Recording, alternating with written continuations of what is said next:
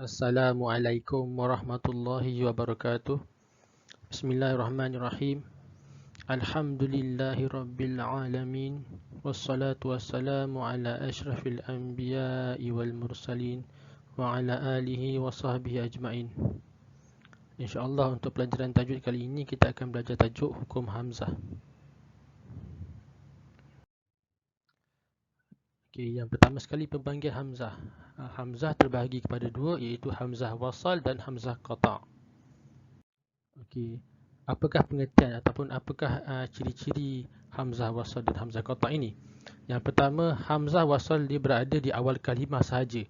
Kedudukan dia hanya pada awal kalimah, bukan awal ayat, awal kalimah. Okey, yang kedua, Hamzah wasal ni dia harakat atau barisnya tiada pada asalnya. Asalnya tiada baris, tapi diadakan kerana sukar nak menyebut sesuatu kalimah itu jika dimulakan dengan huruf yang mati, yang sukun. Maka Hamzah wasal ni kalau kita ibtidak ataupun mulakan bacaan dengan Hamzah wasal, maka Hamzah itu perlu diberikan baris, baru boleh nak baca. Kalau tidak, sukar nak baca. Okey, yang ketiga, Hamzah wasal ni tidak dibaca ataupun diabaikan jika kita baca secara wasal, sambung daripada perkataan ataupun kalimah sebelum dia dengan kalimah yang ada Hamzah wasal tu kita sambung terus. Tapi dia akan diabaikan. Tapi kalau mulakan dengan kalimah yang ada Hamzah wasal tu, kita ibtidak dengan dia, baru dia perlu diberi baris. Okey, Hamzah qata' pula. Apakah ciri-cirinya? Yang pertama, ia berada di awal, akhir atau tengah. Hamzah qata' ni dia berada di tiga-tiga tempat tu, awal, akhir ataupun tengah. Contoh yang diberikan tu Quran tu, Hamzah tu berada di tengah. Okey, yang kedua, harakatnya pasti dan tetap, tidak berubah sama ada dibaca wasal atau ibtidak. Tak kira dibaca Hamzah qata' itu secara wasal ataupun ibtidak, dia punya baris dia tu tak berubah. Baris dia macam tu juga. Okey, tetapi nombor 3 ni hanya berubah cara bacaannya pada surah Fussilat. Surah Fussilat ayat 44. Yang ni cara kaedah baca secara tashil. Tashil a'jamiyun. A'jamiyun. Dia antara alif dengan hamzah bunyi dia tu. Dia tak boleh baca a'jamiyun, salah.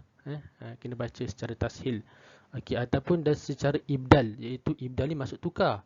Tukar apa? Tukar hamzah ni, Hamzah qata', bukan Hamzah wasal, Hamzah qata'. Tukar hamzah tu kepada huruf mad. Huruf mad sama ada alif, waw ataupun ya. Dia punya contoh-contoh dia ada dalam surah Al-Baqarah, surah At-Taubah, Yunus dan Jasiyah dan Al-Ahqaf. Nanti dalam slide yang ke-7 Ustaz ada ulas tentang perkara ini lebih lanjut. Tapi kat situ dia lebih bawa tajuk Hamzah wasal, sebab dia akan bertemu antara Hamzah wasal dan Hamzah qata' ni dalam satu perkataan, satu kalimah. Okey, seterusnya, bahagian Hamzah qata'. Hamzah qata' ada 3 bahagian. Yang pertama, Hamzah asliyah, Hamzah asal yang terdapat pada kalimah. Ini memang asal dia memang ada Hamzah. Ataupun yang kedua, bahagian yang kedua, Hamzah zaidah, Hamzah tambahan yang masuk pada kalimah. Asal dia nazala, kemudian ditambah Hamzah kat situ. Yang ketiga, Hamzah mubaddalah, sebutan dia mubaddalah. Hamzah mubaddalah, contoh kat situ surah Ra'd, perkataan doa tu. Okey, dia Hamzah mubaddalah maksudnya Hamzah gantian. Okey, seterusnya kaedah membaca Hamzah wasal. Okey, pada kalimah isim ataupun kata benda ataupun kata sifat, jika ada alif lam di depan kalimah isim itu, kita perlu baca Hamzah wasal dengan baris atas. Ini kalau kita ibtidak dengan Hamzah wasal tu, kalau kita mulakan bacaan dengan Hamzah wasal tu. So kalau ada kalimah isim tu ada alif lam depan dia, dia perlu baca dengan baris atas. Okey, yang kedua, pada 7 kalimah isim yang berikut, ini pengecualian kepada 7 kalimah ini. Kalimah isim ini 7 pengecualian sebab dia tak baris atas, dia akan berbaris kasrah. Contoh, imra'atun, imru'un, isnaini, ibnun, isnataini, ibnatun, ismun. Kalau kamu nak mudah hafal, kamu ambil perkataan yang berdekatan dua-dua. Tengok, imra'atun, imru'un, isnaini, isnataini, ibnun, ibnatun, last sekali ismun. Kamu pairkan dia, pasangkan dia sepasang-sepasang yang bunyi dia berdekatan tu.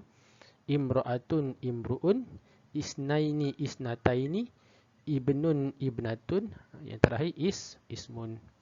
Okey. Seterusnya kaedah membaca hamzah wasal lagi. Tadi dua kaedah tadi berkaitan dengan kalimah isim, kata nama ataupun kata sifat. Kali ini pula kalimah kata kerja fi'il. Okey, perlu merujuk kepada baris huruf yang ketiga. Tengok huruf yang ketiga daripada hamzah wasal tu, kira hamzah wasal tu yang pertama, yang kedua, yang ketiga. Yang ketiga tu baris apa? Okey, nombor satu, hamzah wasal dibaca dengan baris kasrah jika huruf ketiga berbaris fathah ataupun kasrah. Kalau huruf yang ketiga dia berbaris fathah ataupun kasrah, hamzah wasal dibaca secara kasrah, baris bawah. Okey, bagi contoh situ, ihdinas siratal mustaqim. Itu tu hamzah, itu depan dia tu kan hamzah wasal. Cuba baca dia dengan baris bawah. Kenapa? Sebab huruf yang ketiga iaitu dal berbaris bawah. Jadi ihdinas siratal mustaqim, baris bawah. Okey, yang kedua, jika huruf ketiga berbaris dhammah, yang tadi baris fathah ataupun kasrah. Sekarang ni kalau dia baris dhammah macam mana? Baca hamzah wasal dengan baris dhammah juga. Tengok contoh situ, unzur, unzur kaifa. Huruf yang ketiga dha tu berbaris depan, maka hamzah wasal pun dibubuh baris depan kalau kita baca ibtidak dengannya. Okey, yang ketiga pula, perkara yang ketiga berkaitan dengan cara membaca hamzah wasal, iaitu hamzah wasal daripada kata kerja tetapi tidak merujuk kepada huruf yang ketiga. Kita tak perlu tengok huruf yang ketiga tu baris dia apa. Yang tadi kata kerja, tapi kita kena tengok pada huruf yang ketiga. Yang sekarang ni kita tak tengok pada huruf yang ketiga dia, walaupun dia kata kerja juga. Okey, yang pertama, 4 kalimah fi'il yang baris huruf ketiganya adalah dhammah yang bukan asal. Dhammah yang kamu tengok tu, contoh situ ada empat kalimah tu kan. Tengok setiap 4 kalimah tu, huruf yang ketiga dia semua baris depan.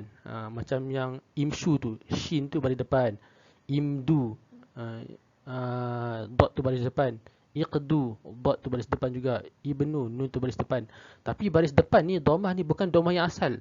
Kenapa bukan dhammah yang asal? Sebab asal dia sebenarnya yang ketiga-tiga huruf yang ketiga ni, keempat-empat huruf yang ketiga ni dia baris bawah.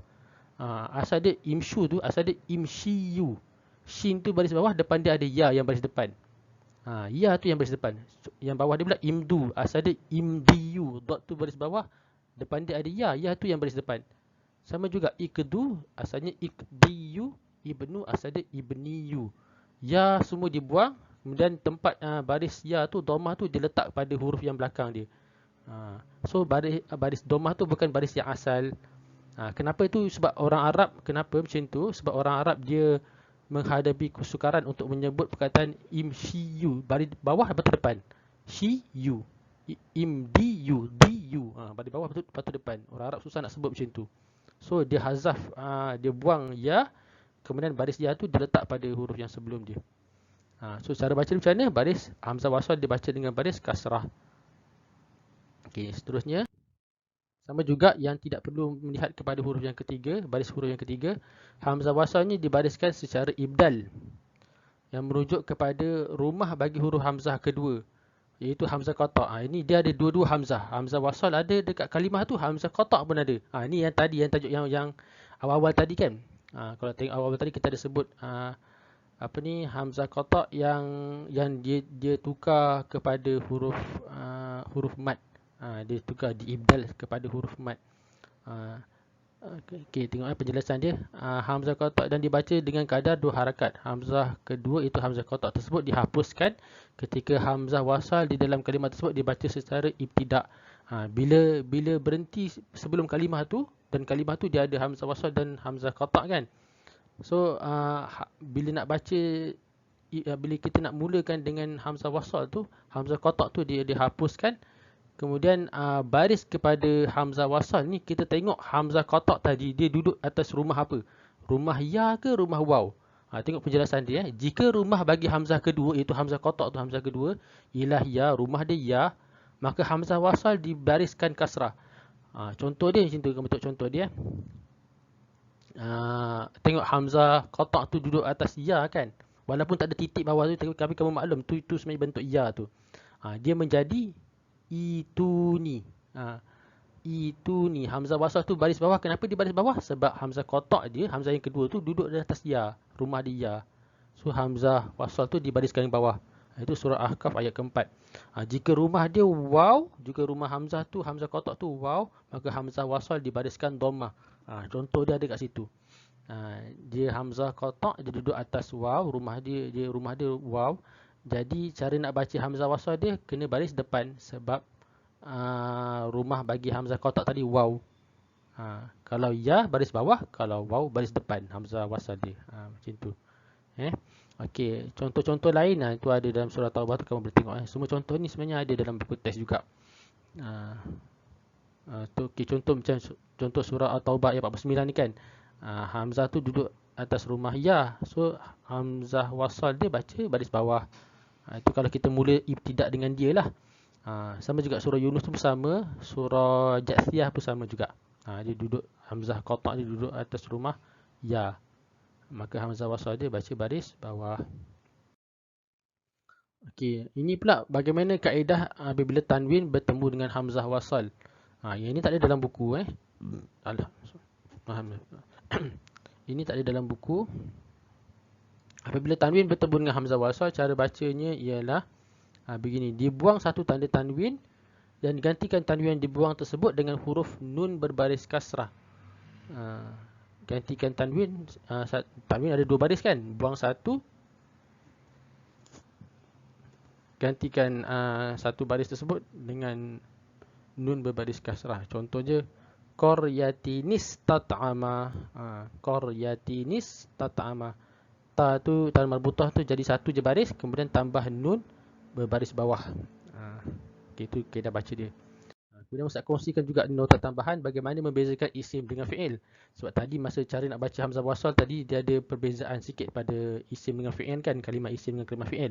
Okey, cara nak beza dia, yang pertama ciri-ciri isim, yang pertama dia mesti diawali dengan alif lam. Kalau ada alif lam je, itu isim dah tu. Kalau tak ada alif lam, tengok pula yang ni, nombor 2. Jika di awal tiada alif lam, maka akhirnya pasti ada tanwin. Kalau tak ada alif lam, mesti ada tanwin.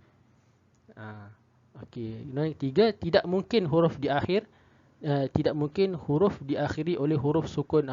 Kalimah ataupun perkataan isim ni dia takkan berakhir dengan sukun, mati. Dia tak mungkin berakhir dengan sukun. Okey, ciri-ciri fi'il pula, macam mana nak kenal fi'il? Yang pertama, fi'il tidak mungkin akhirnya tanwin. Sebab tadi tanwin tu itu sifat bagi isim kan. Dan yang kedua, tidak mungkin akhirnya berharakat kasrah. Dia tak mungkin berbaris bawah. Fi'il, perkataan fi'il dia tidak mungkin berbaris bawah. Okey, sekian saja pelajaran untuk kali ini. Wallahu a'lam bissawab. Assalamualaikum warahmatullahi wabarakatuh.